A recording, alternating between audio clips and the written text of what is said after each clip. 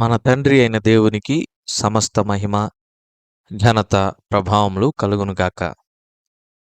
మన ప్రభువును రక్షకుడునైన యేసుక్రీస్తు వారి అతి పరిశుద్ధమైన నామంలో ప్రియమైన దేవుని బిడ్డలందరికీ హృదయపూర్వకమైన ప్రేమ వందనములు తెలియజేసుకుంటున్నాను. దేవుని పరిశుద్ధ గ్రంథంలో నుండి లేవియా కాండము 23వ అధ్యాయం 1వ వచనం నుండి 8వ వచనం వరకున్న వాక్య భాగాన్ని మనము ధ్యానం చేద్దాం. మొదటి 2 వచనములను చదువుకుందాం. మరియు యెహోవా మోషేకు ఇలాగు సెలవిచ్చెను, నీవు ఇశ్రాయేలీలతో ఇట్లనుము, మీరు చాటింపవలసిన యెహోవా నియామక కాలములు ఇవే. ఈ కాలముల యందు మీరు పరిశుద్ధ సంఘములుగా కూడవలెను. నా నియామక కాలములు ఇవి. దేవుడు ఈ కొద్ది మాటలను మన కొరకు దీవించునుగాక. ప్రభునందు ప్రియమైన సహోదర సహోదరులారా, చదవబడిన ఈ వాక్య భాగాన్ని మనం గమనించినప్పుడు లేవియా కాండము 23వ అధ్యాయంలో దేవుడు ఇశ్రాయేలీయులు ఆచరించవలసినటువంటి పండుగలను గురించి తెలియజేస్తూ ఉన్నారు. ఇశ్రాయేలీయులు ఏ ఏ నియామక పండుగలను ఆచరించాలి, ఆ పండుగలను ఏ ఏ దినములలో ఆచరించాలి అనే విషయాన్ని దేవుడు ఇశ్రాయేలీయులకు తెలియజేస్తూ ఉన్నారు. ఈ క్రమంలో ప్రభునందు ప్రియమైన వారలారా, 6 దినములు ఇశ్రాయేలీయులు పనిచేయాలి. 7వ దినము వారికి విశ్రాంతి దినముగా నియమించబడింది. ఇది ప్రతి వారము ఉంటుంది. వారంలో 6 రోజులు జీవనోపాధి అయిన ఏ పనైనా ఇశ్రాయేలీయులు చేసుకోవచ్చు. జీవనోపాధి అయిన ఏ పని అనగా ధర్మశాస్త్రానుసారమైనటువంటి పనులు, అంటే ఇతరులకు నష్టం కలిగించకుండా, ఇతరులను మోసం చేసేవి కాకుండా, అపవిత్రమైనటువంటి వ్యాపారములు కాకుండా, జీవనోపాధి నిమిత్తము కుటుంబ పోషణ కొరకు 6 దినములు ఇశ్రాయేలీయులు ఎంతైనా పని చేయవచ్చు. కానీ 7వ దినం మాత్రం వారు జీవనోపాధి అయిన ఏ పని చేయకూడదు. ఆ రోజున వారి కుటుంబ పోషణ కొరకు వారు ఏ పని చేయకూడదు. 7వ దినమును దేవుడు విశ్రాంతి దినముగా నియమించాడు. ఎందుకు విశ్రాంతి దినం? దేవుడు సృష్టిని 6 దినాల్లో పూర్తి చేసి 7వ దినాన విశ్రాంతి తీసుకున్నారు. ఆ విశ్రాంతి దినము పరిశుద్ధ దినము. ఇశ్రాయేలీలకు విశ్రాంతి దినమును దేవుడు నియమిస్తూ 3వ వచనంలో ఏమంటున్నారంటే, అది పరిశుద్ధ సంఘపు దినము అంటున్నారు. కనుక 6 రోజులు మీ కొరకు మీరు కష్టపడొచ్చు, కానీ 7వ రోజు మాత్రం సంఘముగా కూడుకోవాలి. ప్రభునందు ప్రియమైన వారలారా, ఇది చాలా శ్రేష్టమైనటువంటి మాట. ఆ తర్వాత 2వ విషయం దేవుడు సెలవిస్తూ ఉన్నాడు. మొదటి నెల 14వ రోజు సాయంకాలమందు ఇశ్రాయేలీలు పస్కా పండుగను ఆచరించాలి. ఇశ్రాయేలీలకు ఉన్నటువంటి నెలలలో మొదటి నెల 14వ రోజు సాయంకాలము ఇశ్రాయేలీలు పస్కా పండుగను ఆచరించాలి. 15వ రోజు పులియని రొట్టెలు తినాలి. ఆ వారమంతా వారు పులియని రొట్టెలే తినాలి. ఇది దేవుడు నియమించినటువంటి ఒక కట్టడ. ప్రభునందు ప్రియమైన వారలారా, దేవుడు ఇశ్రాయేలీలకు నియమించినటువంటి పండుగలలో ప్రధానంగా ఇప్పుడు మనం 2 పండుగలను చూసాం. ఒకటి పస్కా పండుగ, రెండవది పులియని రొట్టెల పండుగ. ఎందుకు పస్కా పండుగను ఇశ్రాయేలీలు ఆచరించాలంటే, ఐగుప్తు చెరలో 430 సంవత్సరాలు ఇశ్రాయేలీలు బానిసలుగా ఉన్నారు. దేవుడు వారిని క్షేమంగా ఐగుప్తు చెర నుండి వెలుపలికి రప్పించారు. వారు ఎలా క్షేమంగా ఐగుప్తు నుండి వెలుపలకు వచ్చారంటే, ఇశ్రాయేలీలను విడిపించవలసిందిగా దేవుడు ఐగుప్తీయుల మీదకి 10 ఘోరమైన తెగుళ్లు రప్పించారు. అందులో చివరి తెగులు 10వ తెగులు. అది చాలా భయంకరమైన తెగులు. ఆ తెగులు వలన ఐగుప్తులో మృత్యుఘోష వినబడింది. అటువంటి ఘోష ఇప్పటి వరకు ఐగుప్తులో వినబడలేదు. ఇక ముందు కూడా వినబడదు. ఏంటి ఆ 10వ తెగులంటే, ఫరో మొదలుకొని తిరుగలి విసిరేటటువంటి దాని పెద్ద కుమారుడు ఎవరైతే ఉంటారో, ఐగుప్తు రాజైనటువంటి ఫరో మొదలుకొని తిరుగలి విసిరేటటువంటి దాసి యొక్క సంతానము వరకు, అంటే ఫరో రాజు నుండి తిరగలి విసిరే దాసి వరకు వారి యొక్క ప్రథమ సంతానం, జ్యేష్ఠ సంతానం అంతా కూడా మరి భయంకరమైనటువంటి తెగులు చేత చచ్చిపోతారు. ప్రభునందు ప్రియమైన వారలారా, ఒక భయంకరమైన తెగులొచ్చి ఐగుప్తు రాజైన ఫరో మొదలుకొని తిరగలి విసిరే దాసి వరకు తొలిచూలు సంతానం ఆ తెగులుకు బలైపోతారు. మరి ఇశ్రాయేలీల ఇళ్లకు, వాళ్ళ ద్వారబంధాలకు నిర్దోషమైనటువంటి ఏడాది మగ గొర్రెపిల్ల యొక్క రక్తము పూయబడి ఉంటుంది కాబట్టి, వారు మాత్రం తమ ఇళ్లలో తొలిచూలు సంతానం చనిపోకుండా జాగ్రత్తగా రక్షించబడతారు. ప్రభునందు ప్రియమైన సహోదర సహోదరులారా, ఏ ఏడాది మగ గొర్రెపిల్ల వధించబడి దాని రక్తము ఇశ్రాయేలీల గడప కొమ్ములకు పూయబడిందో, ఆ పశువును పస్కా పశువు అని చెప్పి అంటారు. ఆ పస్కా పశువును ఎలా తినాలి అనే విషయాన్ని కూడా మనం చూస్తాం.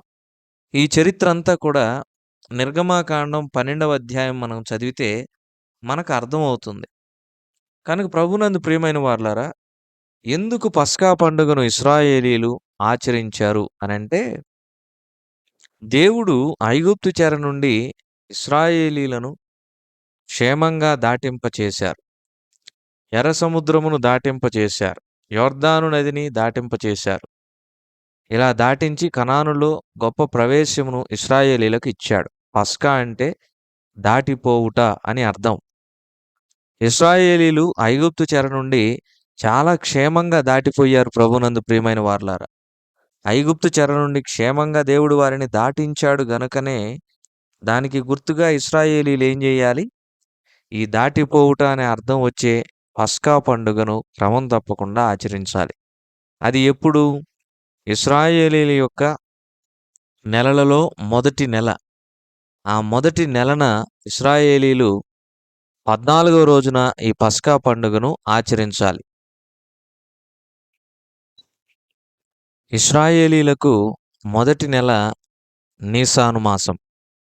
ఈ నీసాను మాసంలో 14వ రోజున సాయంకాలము పస్కా పండుగను ఆచరించాలి. ఆ తర్వాత 15వ రోజున పులియని రొట్టెల పండుగను ఆచరించాలి.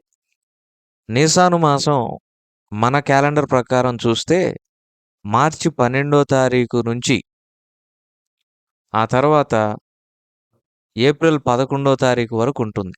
ఇది మొదటి దినం అన్నమాట. ఆ తర్వాత 10వ ఏప్రిల్ నుంచి 10వ మే వరకు ఉంటుంది. నీసాను మాసం ఫస్ట్ డే, లాస్ట్ డే అని చెప్పి 2 ఉంటుంది. ఫస్ట్ డే మార్చి 12వ తారీఖు నుంచి 11 ఏప్రిల్ వరకు. ఆ తర్వాత 10 ఏప్రిల్ నుంచి 10వ మే వరకు. ప్రభునందు ప్రియమైన వారలారా, ఇది నీసాను మాసం అని చెప్పి అంటారన్నమాట. కనుక నీసాను మాసంలోని ఈ 30 రోజులు ఏవైతే ఉన్నాయో, ఆ 30 రోజుల్లో 14వ రోజున మరి ఇశ్రాయేలీలు పస్కా పండుగను ఆచరించాలి. 15వ రోజు, ఆ మరుసటి రోజు ఏం చేయాలి?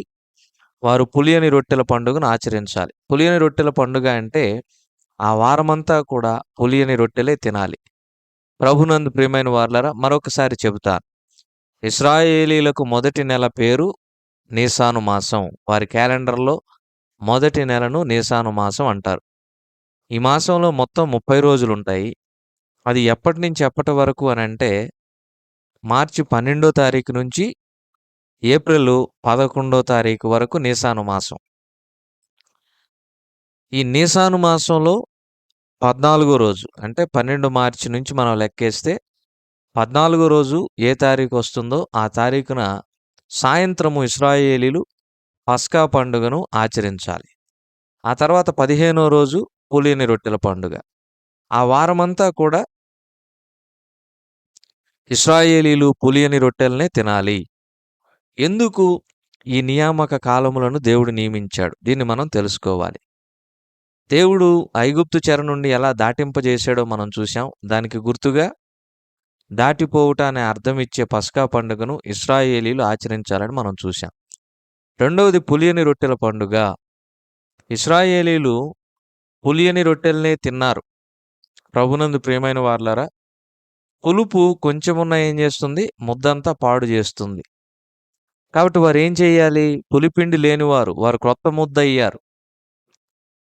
కొత్త ముద్ద అవ్వాలంటే పాతదైన పులిపిండి తీసి పారవేయాలని దేవుని వాక్యం చెబుతూ ఉంది. ఇశ్రాయేలీల్లో పులిపిండి లేదు.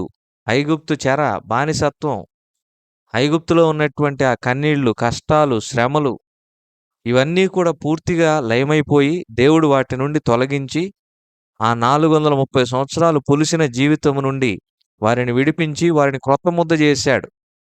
ఇక వారు ఎవరికీ బానిసలు కాదు. వారిపైన అజమాయిషీ చేయడానికి ఇక ఏ రాజుకు అధికారం లేదు. దేవుడు వారిని విడిపించాడు. ఆ పులిపిండిని తీసివేసి వారిని క్రొత్త ముద్దగా చేసి క్రొత్తదగు వాగ్దాన భూమిలో పాలు తేనెలు ప్రవహించు కనాను దేశంలో దేవుడు ప్రవేశపెట్టాడు. ఇందుకు గుర్తుగా పులియని రొట్టెల పండుగను ఇశ్రాయేలీలు ఆచరించాలి. ఈరోజు ప్రభు దినం. మనమందరం ఆయన్ను ఆరాధించడానికి ఆయన ఆలయమునకు, ఆయన పరిశుద్ధ మందిరానికి చేరి వెళుతూ ఉన్నాం. ప్రభువుని హృదయపూర్వకంగా ఆరాధించడానికి, ఆయనకు స్తుతులు చెల్లించడానికి మనకున్నటువంటి ప్రధానమైన 2 కారణాలను ఈ రోజున మనం జ్ఞాపకం చేసుకున్నాం. ఒకటి, దేవుడు మనలను దాటింపజేశాడు. ఎందులో నుండి ఎందులోనికి? మరణములో నుండి జీవములోనికి, నిత్య నరకాగ్ని గుండములో నుండి నిత్య జీవములోనికి, పాపములో నుండి పరిశుద్ధతలోనికి. ప్రభునందు ప్రియమైన సహోదర సహోదరులారా, దేవుని ఉగ్రత, తీర్పు నుండి దేవునితో సమాధాన స్థితికి ప్రభువైన యేసుక్రీస్తు వారు మనలను దాటింపజేశారు. కాబట్టి ఆయన నామమును ఒప్పుకొనుచు ఆయన ద్వారా మనం దేవునికి మన జిహ్వా ఫలములను, స్తుతులను, ఆరాధనలను అర్పించాలి. ఇది మొదటి విషయం. రెండవది, ఆయన మందిరమునకు మనం చేరి వెళుతూ ఉన్నాం ఆయన్ను ఆరాధించడానికి. మరొక కారణం ఏంటి? మన జీవితములు పులిసినటువంటి పిండి వలె ఉండగా మనలో ఉన్నటువంటి ఆ పులిసిన పిండిని తీసివేసి మనలను మన ప్రభువైన యేసుక్రీస్తు వారు క్రొత్త ముద్దగా చేశారు. ఏంటా పులిసిన పిండి? పాపపు జీవితం, పాత జీవితం. ప్రభువైన యేసుక్రీస్తు వారి యందు విశ్వాసం ఉంచి ఆయనలో బాప్తిస్మం పొందుట ద్వారా మనలో ఉన్న పాతదైన పులిపిండి తీసి పారవేయబడింది. మనం ఇప్పుడు క్రొత్త ముద్ద అయ్యాం. అందుకనే దేవుని వాక్యం చెబుతూ ఉంది, కాగా ఎవడైనను క్రీస్తునందున్న ఎడల వాడు నూతన సృష్టి, ఇవిగో పాతవి గతించిపోయెను, సమస్తమును క్రొత్తవాయెను. కనుక నూతన సృష్టిగా మనలను మార్చిన ప్రభువైన యేసుక్రీస్తు వారిని మనం ఏం చేయాలి? హృదయపూర్వకంగా ఆరాధించాలి. ప్రభునందు ప్రియమైన సహోదర సహోదరులారా, ఈ కారణముల చేత ప్రభువైన యేసుక్రీస్తు వారిని హృదయపూర్వకంగా ఆరాధించడానికి సిద్ధపడి ఆయన మందిరమునకు సకాలమునకు వెళదాం. ఆలస్యం వద్దు, వెనకడుగు వద్దు. ఆసక్తితో మన ప్రభుని ఆరాధిద్దాం. దేవుడి కొద్ది మాటలను మన కొరకు దీవించునుగాక. ప్రార్థన చేసుకుందాం. కృపాసత్య సంపూర్ణుడైన మా ప్రభువా, మీ రక్షణకై స్తోత్రములు. మిమ్మల్ని ఆరాధించుటకు మాకు తెలియచేసినటువంటి 2 ప్రధానమైన కారణములను బట్టి మిమ్మల్ని స్తుతిస్తూ మా ప్రియులను దీవించి సకాలమునకు మీ మందిరమునకు వెళ్ళే ప్రేరేపణ, సిద్ధపాటు అనుగ్రహించమని మా రక్షకుడైన యేసుక్రీస్తు వారి అతి పరిశుద్ధమైన నామములో ఈ మనలను ప్రార్థించి బ్రతిమిలాడి అడిగి వేడుకొంచున్నాము తండ్రి. ఆమెన్.